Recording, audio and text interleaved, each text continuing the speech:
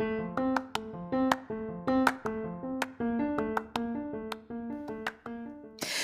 there, and welcome to the daily podcast where wisdom smacks us with kisses or love taps. I'm MichelleSpiva, a wisdom strengthening coach, your host, and practical priestess of wisdom. Mwah.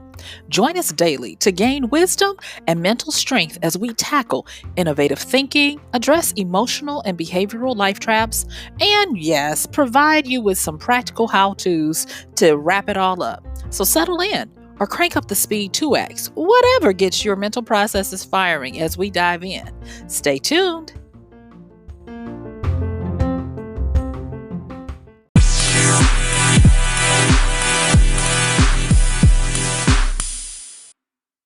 Yay!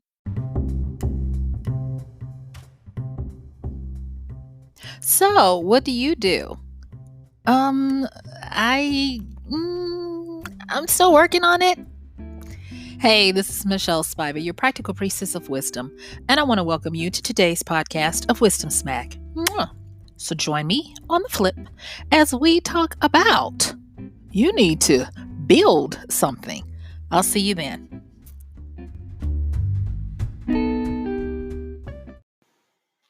Hey there, and thank you for joining me for today's podcast of Wisdom Smack. Mwah. Today, we're going to be talking about you need to build something. Excuse me, guys. I'm sorry. And I just took some water before I started. So, I am talking about the process of building today because it is something that is a quick way for us to find true north, find our direction, get our mojo back, and all of those different things. It is amazing how in today's world, it is so easy for us to do a lot of work and have nothing of tangibility associated with it. And because of that, and this virtual reality that we plunge ourselves into, our 3D bodies are crying out for some type of grounding, some type of stabilization, and some type of tether to be able to hold on. And I just want to ask you, I don't know what you do, of course, because I'm talking to you and I don't know exactly who you are, but thank you for listening. And I want to get you to do a quick inventory of what are things that you build that have tangibleness to them. So, like for me, I can go in my office and I can pick up a book that I have written, and its binding and the heft of it lets me know that I built this, I made this. Or daily, I can look at my kitchen and I can say, "Oh, I cooked. I made this, dinner." Sometimes I'm assembling, sometimes I'm doing some alchemy in there, but I'm still building or making something tangible. I was talking to someone today. I actually was doing a guest podcast, and we were talking a little bit. Sorry about that, you guys. I almost knocked something over. We were talking a little bit about how to make a living online and some of the things that people come up against when they get online. And I didn't get a chance to talk about this, although I knew I was going to be talking about this from a podcast. But I did get a chance to explore what it means for people to find their footing in a new arena. And it kind of like made me reminiscent of the fact that whenever you are moving into a new realm with new rules, you still have the residual of who you were in the back that still needs to have something to hang on to until it's time for you to make the clear, clean cut. And I'm going to just say it. If you're still living, even though you might be total virtual world, you might be a gamer living most of your life in a virtual world, doing Bitcoin, digital currency, having everything delivered so that you don't have to leave your house if you don't want to, and you're able to just do this thing. But there is still the tangibleness of your corporeal body that would really benefit from you having some type of build to what you do in your life. Gary Vaynerchuk, very popular and profound businessman and speaker, talks about the builder class as well. For him, coming up and having worked in his father's business when he was young, and if you follow Gary, you know his story, and I'm not going to retell it here. He often talks about, what do you produce, what do you build, what do you do? And I don't know that a lot of people sense all the different layers of what that question entails, because what you do and what you build is so integral to who we are, that if we find ourselves just transacting in the realm of just ideas and the just what ifs and probabilities, possibilities, and intangibilities, then it can quickly get to the point where you don't build anything. Sandcastles in the sky, maybe? Yeah. So I wanted to go back and just look at the role of a builder, because I'm needing this just as much as anybody else. And being able to go back and look at a profession in its different variations, because I looked at it offline as well as online. It's an amazing study in this whole concept of, we still are encased in a corporeal being, because let's face it, if you don't take care of your body, then you're going to die. And the way the hustle and bustle of today is set up, it's easy to forget that the body needs something to do as well. Okay, so let me just talk really quickly about the builder class. Okay. All right. So when we talk about the builder class in the traditional sense, we are talking about someone who builds a building, a home, a monument, or some type of edifice that can either be inhabited, a place to meet, or even a monument. But that's a builder. And if we look at the builder class online, we quickly find that that is a class relegated to game theory and creating games. And this class, it's funny because it uses the word abstract in its definition. So it says this is the abstract base class that defines all the steps that must be taken in order to correctly create a product. Now, they want you to understand that when they're talking about builder class online in a game, it's an abstract one, but it's still a base class. So, here is where the wisdom smack has happened for me. As I'm going through and revisiting the whole idea of being a builder, I stumbled upon the fact that a builder can have different levels and different skill sets and goals, and they all contribute to helping us be more tethered and more stable in our lives. So let's jump back over to the physical one, because that's the one that I'm more comfortable with trying to use as a metaphor for what we're talking about today.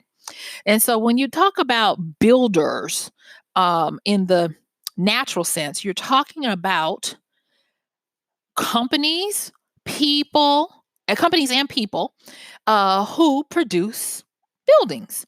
And these people can be actual artisans that have their hands in the mix. They're doing the things that they do.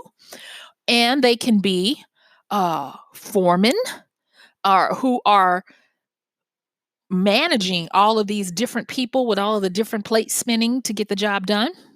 But then you can move up and have contractors who uh, become the big project manager of a building team, and they go out and get the different people, they assemble the team so that it can get done. And then on top of that, you can have, like I said before, the company who is the builder, who hires the contractor or employs the contractor, who puts together a team and then designates foremen.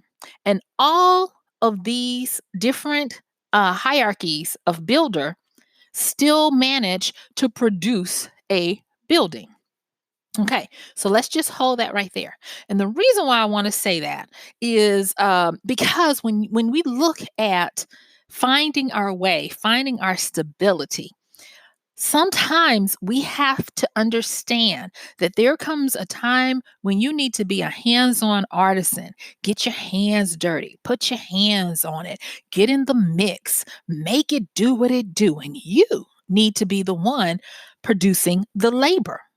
But then, there are other times when you need to be the foreman.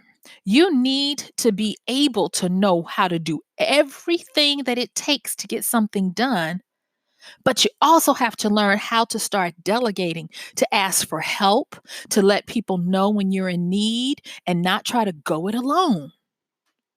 And then there are other times when you need to be the contractor.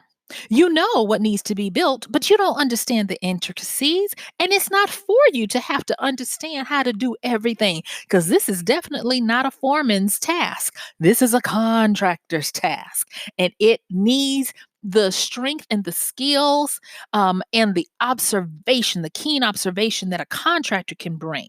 Because when you're at that point in your life and you're trying to build something, and you may have been a great artisan, you may have been able to do everything, but right now this task is too big, it's too complex, and you can't do it on your own.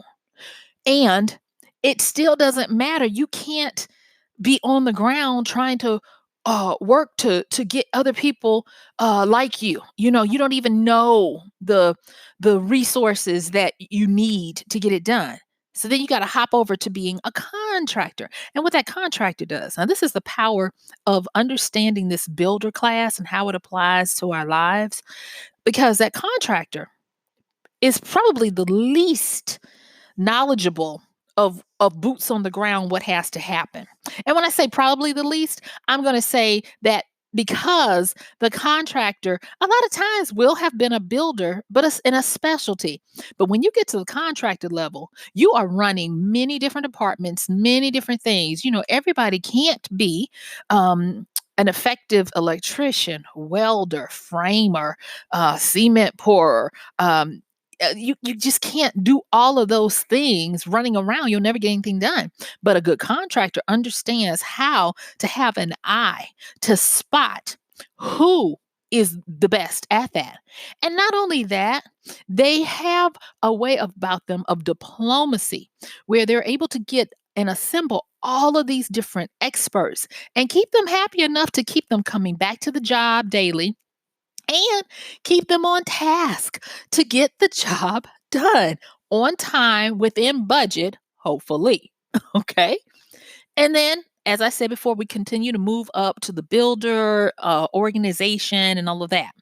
Now you're like, okay, Michelle, you done told me to build something. You done told me that I need to do it so that my everyday fleshy self will feel stabilized in this digital world. You done told me that the different types of builders and I need to pick to see which one I need. And then you just rambling on about these. Why is this so important? And what I'm going to say is this. This is so important because it gets you to the point of being able to position yourself where you are able to move from barely surviving to thriving. As I look out on the landscape, and I know this because of who I can usually tell regionally because I sense it in empathically when there's a lot of pressure, atmospheric pressure, whatever you want to call it, on society, and it's like, wow. There's a lot of pressure going on out there. And people are really trying to do what they can with what they have to make it another day. And there comes a time when you have to just figure out what can I use as a shortcut that will help me get my mind around this complexity that's in my life, that's wrecking my life. And I just want to want to tell you this, that if you're feeling out of sorts, if you're feeling you don't know, maybe this way is the right way, maybe this way is the wrong, if you're not having any kind of certainty, if nothing is behaving the way it should be behaving, you're probably in a land of complex issues or chaos. And we have talked a lot about chaos recently. I tell you, I'm trying to get y'all ready for it. It's coming. It's here. I'm trying to get you ready. And with this chaos or this complex environment that we find ourselves in, there comes a time when you have to go back to the foundations and root around to see which ones are going to help you with the least amount of effort. And as I'm meditating and looking at what's out there, what my life is, what wisdom is laying on my heart, it's like build something. And so now that I've told you about the different builders and all this kind of stuff, let's get real practical and let's talk about how to build something. Now, I don't know about you, but the most practical thing that I can think of that helps people, and the reason why a lot of people become builders in the first place, is for some type of compensation, whether it be financial, reputation, sense of accomplishment, or something. But there is something about building that inherently locks it in together with completion, and a completion that can readily be observed by others. Like, I built this, that kind of thing. And it makes it even sweeter when you get the compensation that's appropriate for it. So, believe it or not, and I'm going to do this, but I think what I'm probably going to do is I'm probably going to make it into some kind of challenge and teach it step by step, holding our hands as we go through it so that people can understand what this means. And what I'm thinking, and if you're listening to this and you want to give me some insight, some feedback, check the show notes for how to contact me. I think I want to make this challenge of building something, how to build a new job. And when I say a new job, I'm not talking about one that you work for somebody else. I'm talking about how to build a job of your own creation where you're the boss. And nothing spectacular, just a job. You notice I didn't say a business. I didn't say a new hustle, just a job. And defining this job, I'm still trying to define it, but this job is going to be something that produces something. And when I say produces something, hopefully something tangible or something that is a goods or a service kind of thing. Now, I will say this. When learning to get reacquainted with that fleshy side of us, we a lot of times feel like we can take ourselves for granted. I've been in my body my whole life, Michelle, and I will definitely agree with you. But what I will also say is that as we continue to grow, a lot of times our relationship with our sense of self changes, and it changes so subliminally that we don't realize it. Have you ever noticed that my body don't that part don't feel the way it used to? And maybe you might be too young to have that yet, but it'll happen. Trust me. And I'm not even old. It'll happen. And so there will be a point of adjustment or a period of adjustment. But the good thing about this concept of building something helps us to get reacclimated to our life in its totality. So you don't just live in your brain and your emotions all the time, you live in your body as well. I am guilty of being a brainiac to the point where I have to remind myself, Michelle, I know you did your little meditation this morning, but you need to breathe deeply. You need to move your body. You need to get back in your body. And the only reason why I know to remind myself of that is because of years of training as a therapist. That's the only reason why I know. And so I think about that. I'm like, how many times do people uh they're unaware that they are so disconnected with themselves that it's kind of like a chasm between them as their identity and them as their body. It's a wonder a lot of people don't more people have body dysmorphia and other, like phantom limb disorders and all that kind of stuff, because it's treacherous out here in these streets when you're talking about staying associated with your sense of total self. So getting back to this building something. Now, I know I've talked about possibly doing a challenge, but in the meantime and in between time, you know how we like to do it here. We like to be a real practical priestess of wisdom to give you something that is going to help you. And sorry about that beeping if you heard that in the background. Um, and so let's get to it in the last, little minutes that we have today. What I want you to do is I want you to think about something, hopefully, that requires you to use your fine motor skills.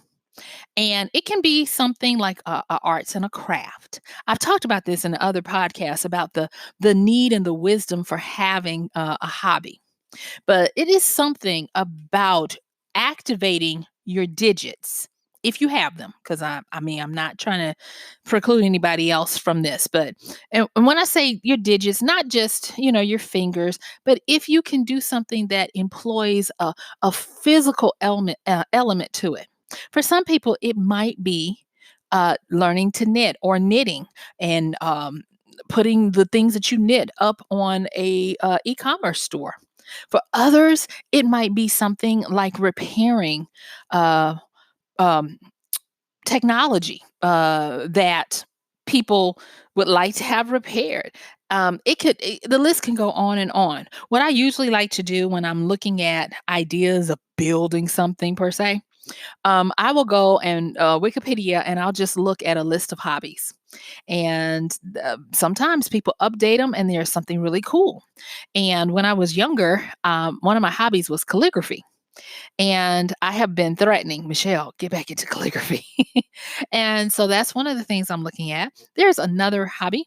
Uh, and the reason why I like calligraphy is because you guessed it, you can sell it if you want to. And that's just great. I mean, like, yeah, I'm definitely down for that one. And so another one that I was looking at, but then I realized how much equipment and stuff it would take. And I was like, no, I'm not doing all of that.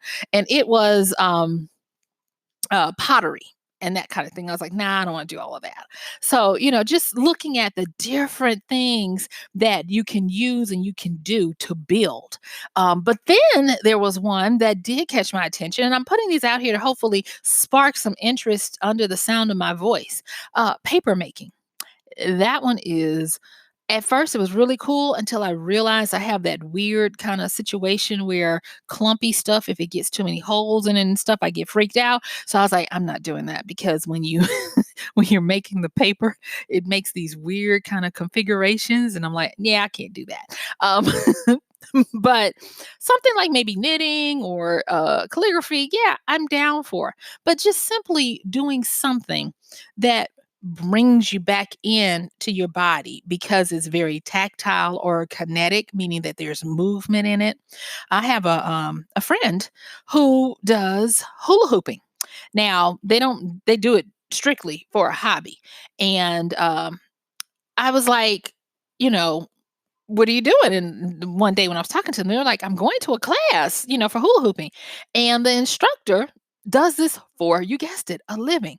So what she would build, if you're looking at something quote unquote tangible, is she builds health in her clients through the use of her hobby, which is her weighted hula hoop. And I just thought that was an amazing thing, because I think Gary Vee is right. We need to still connect with being a builder. Now, in the last few minutes I have here, I'm going to switch over to talking about a builder in the digital world. Because, say, for instance, you're like, Michelle, I just don't have time. I can't do it. It's just not me. You can still build online, and many people do it. And what they do, my nephew who loves, or used to love, Minecraft, and I never got the hang of it or the fascination with it until I started realizing that Minecraft is kind of like model trains and airplanes, and the hobbies where you use meticulous tedium to, and I don't want to say Minecraft is tedious, it's not, to build things, and you're able to show them off. And when I realized that in this community and group, people build entire cities and monuments and obstacle courses and treasure rooms and all this kind of stuff, and it takes hours upon hours to build. and they gladly show them off and give tours of them. And to me, in the world that we're in today, that very much fits into this builder class that I'm talking about and the concept of building something. And so, yes, there are many things that you can do online and not just in the gaming. So, for instance, with me, I build things every day online. I build story and I build things for my clients. I build trainings. Right now, I am in the throes of putting together my next live training that's coming up at the end of this month. So I'm knee deep in it. And I'm looking at each day that I can look at something that did not exist the previous day. I just sent something to one of my accountability partners to take a look at the build out of some of the web pages, and they're like, "Wow, you did this all today?" And I'm like, "Yes, I got this done." And it makes the heart merry when you can have something to show for your efforts, when you feel like you're making advancements. And that's one of the last things I want to say before my time expires today. When you build something, you get small wins. When you build something, you get forward movement of advancement. Now, am I saying forward movement is always going to be the best thing? No, but it does help because it shows progression. It shows that you are increasing your ability to do something, increasing your skill set, increasing uh your status in life. You get better and better. The other day, I was doing some research for a book, helping a client, and I ended up in this area of YouTube for artists.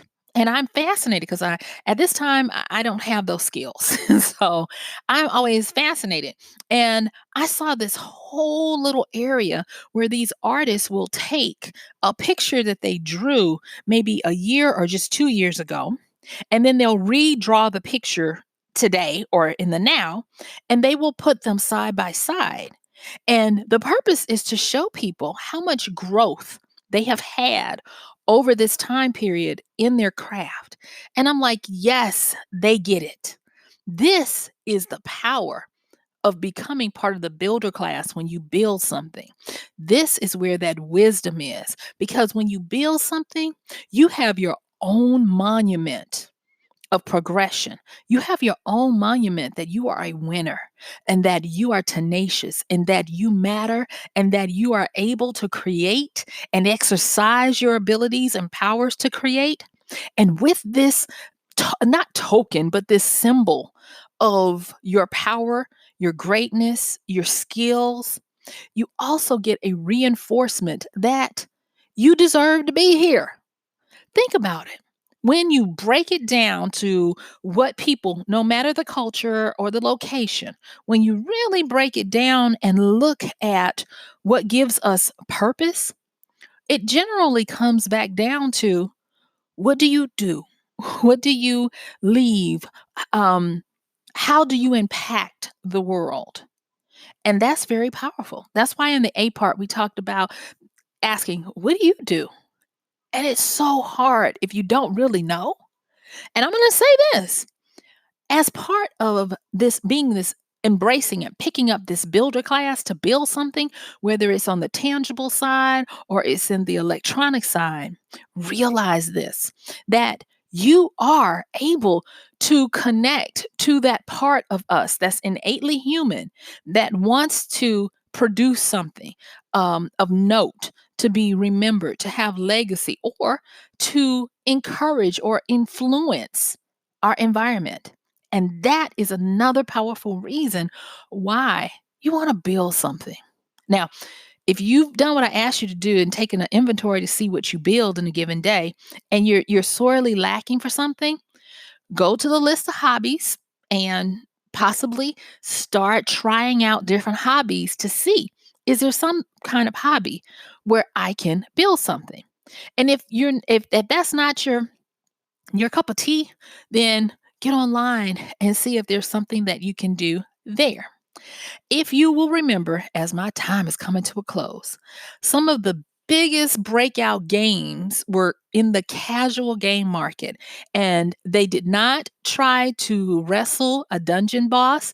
They did not try to mount campaigns to burn down fields. They did not try to build a new civilization. Do you know what they tried to do? They tried to grow a farm so that the zombies wouldn't hit them or eat them. They tried to gather up a whole bunch of candy, and they were all about building and sustaining a common or easy way of life with a few little hiccups here and there to keep it interesting. And people were thoroughly entertained and fulfilled because they enjoyed watching their crops grow. They enjoyed seeing the progression, and they enjoyed the path of the builder. So, as my time is really up, y'all, I just want to say, go out and build something. And if you are already building something, reinstitute the freshness of gratitude and admiration. We talked about that yesterday. And respect on what you do. And I promise you, you will find that it is going to feed your soul in so many ways that so much other stuff couldn't do, just by putting your hands on it and your mind to it. So guess what? My time really is up, and I thank you for yours. This has been MichelleSpiva, your practical priestess of wisdom, with another podcast of Wisdom Smack. Mwah. Thank you so much. Please don't forget to check the show notes, like, subscribe, and support the podcast. We have links where you can directly support our Patreon, Venmo, PayPal donations, and even a sponsor on Anchor.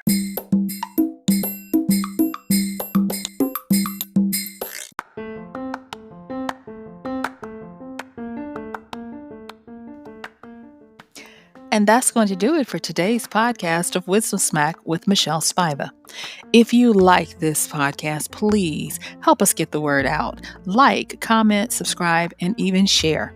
And if you really like it, please help us continue to get the word out by considering using this show's link for Amazon. So when you want to go to Amazon and you do all of your general shopping, please use MichelleSpiva.com/AMZ. It's simple as that. It doesn't cost you anything extra, and this show might receive a little bit of commission that will go towards helping to further get these episodes out to you and to others. So thank you so much for listening. This has been MichelleSpiva with Wisdom Smack. Bye.